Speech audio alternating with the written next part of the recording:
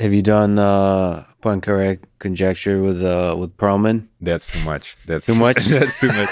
Too much for me. But it's interesting that, and going back to our discussion, like the Poincare paper was like published on Archive, and it was not on a journal. Like the 3 papers. And Yeah, what do you make of that? I mean, he's such a fascinating human being. exactly, I mentioned to you offline that I'm going to Russia. He's somebody I'm really should try to interview him. Yeah, so I definitely will interview him. And I believe I will. I believe I can. I just don't know how to.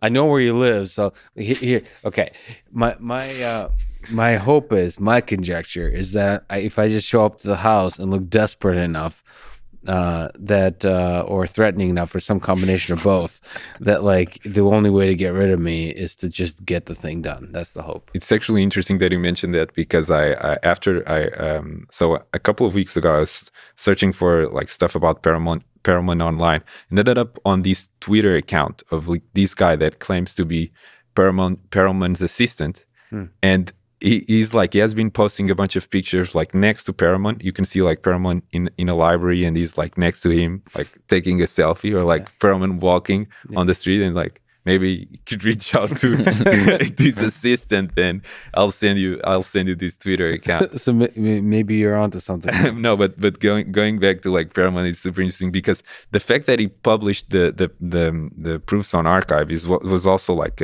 a way for him to, because he really didn't like the scientific publishing industry, and the fact that you had to pay to get access to articles, and that was a form of like protest, and that's why he published those papers there. I mean, I think Perelman is just a fascinating like character, and for me, it's this kind of ideal of a platonic ideal of what a mathematician should be. It's someone that is, it just deeply cares about mathematics. It cares about fair attribution of disregards money, and like the fact that he published like on Archive is a good example of what that. about the Fields Medal, that he turned down the Fields Medal? What do you make of that? Yeah, I mean, if you look at like the reasons why he rejected the Fields Medal, so Perelman did a postdoc in the US, and when he came back to Russia, do you know how good his English is? I think it's fairly good. I think it's pretty good. I think it's really good, especially in he's given lectures in American universities. But I haven't been able to listen to anything. Well, certainly not listen, but I haven't been able to get anybody, because I know a lot of people have been to those lectures. I'm not able to get a sense of like, yeah, but how strong is the accent? What are we talking about here? Is this going to have to be in Russian? Is it going to have to be in English? It's fascinating. But he writes the papers in English, so. True. Like there's so many, like, such a fascinating character. And there are a couple of examples like him, like at I think 28 or 29, he proved like a really famous conjecture called the Sol conjecture. I believe it was like in a very short 4-page proof of that. It was a really big breakthrough. Then he went to Princeton to give a lecture on that. And after the lecture, the chair of the math department at Princeton, a guy called Peter Sarnak, went up to Perelman and was trying to recruit him, trying to offer him a position at Princeton. And at some point, he asked for Perelman's resume. And Perelman responded saying, just gave a lecture on like these really tough problem. Why do you need my resume? Like, I'm not going to send you. Like, I just proved like my value. But going back to the Fields Medal, like when Perelman went back to Russia, he arrived at a time where the salary of postdocs was so much off in regards to inflation that they were not making any money. Like people didn't even bother to pick up the checks at the end of the month because it was just like ridiculous. Mm-hmm. But thankfully he had some money that he had gained while he was doing his postdoc, so he just concentrated on like the Poincare conjecture problem, which when he took that, he took it after it was reframed by this mathematician called Richard Hamilton, which posed the problem in a way that it turned into this super like math Olympiad problem with like perfect boundaries, well defined, and that was perfect for Perelman to attack. And so he spent like 7 years working on that, and then in 2002 he started publishing those papers on Archive. And people started jumping on that, reading those papers, and there was like a lot of excitement around that. A couple of years later, there were two researchers, I believe they were from Harvard, that took Perelman's work. They sanded some of the edges and they republished that, saying that, based on Perelman's work, they were able to figure out the Poincare conjecture. And then there was, at the time, at the International Conference of Mathematics in 2006, I believe, that's when they were going to give out the Fields Medal. There was a lot of debate of like, who should get the credit for solving this big problem. And for Perelman, it felt really sad that people were even considering that he was not the person that solved that. Mm-hmm. And the claims that those researchers, when they published after Perelman, they were false claims that they were the ones. They just sanded a couple of edges. Mm-hmm. Perelman did all the really hard work. And so just the fact that they doubted that Perelman had done that was enough for him to say, I'm not interested in this prize. Mm-hmm. And that was one of the reasons why he rejected the Fields Medal. Then he also rejected the Clay Prize. So the Poincare conjecture was one of the Millennium Prizes. There was $1 million prize associated with that problem.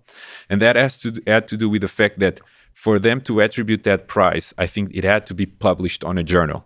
Yes. The proof. And again, Perelman's principles of interfered here. And he also just didn't care about the money. He was like, Clay, I think, was a businessman, and he's like, doesn't have to do anything with mathematics. I don't care about these. And that's one of the reasons why he rejected the it's hard to convert into words, but at MIT, I'm distinctly aware of the distinction between when I enter a room, there's a certain kind of music to the way people talk when we're talking about ideas versus what that music sounds like when we're talking, when it's bickering in the space of whether it's politics or funding or egos. It's a different sound to it. And I'm distinctly aware of the two. And I kind of sort of, to me personally, happiness was just swimming around the one that is the political stuff or the money stuff and all that, or egos.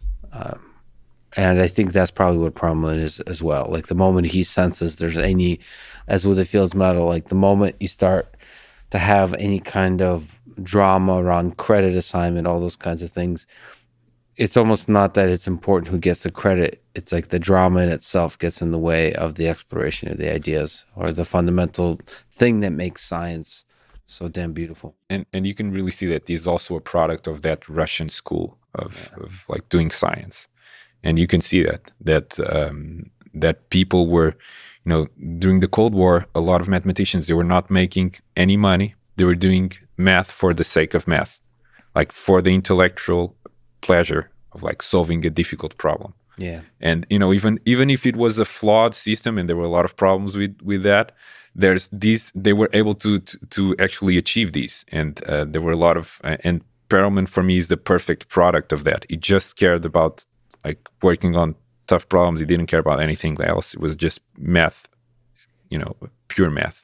Yeah, there's for the broader audience, I think another example of that is professional sports versus Olympics. Mm-hmm.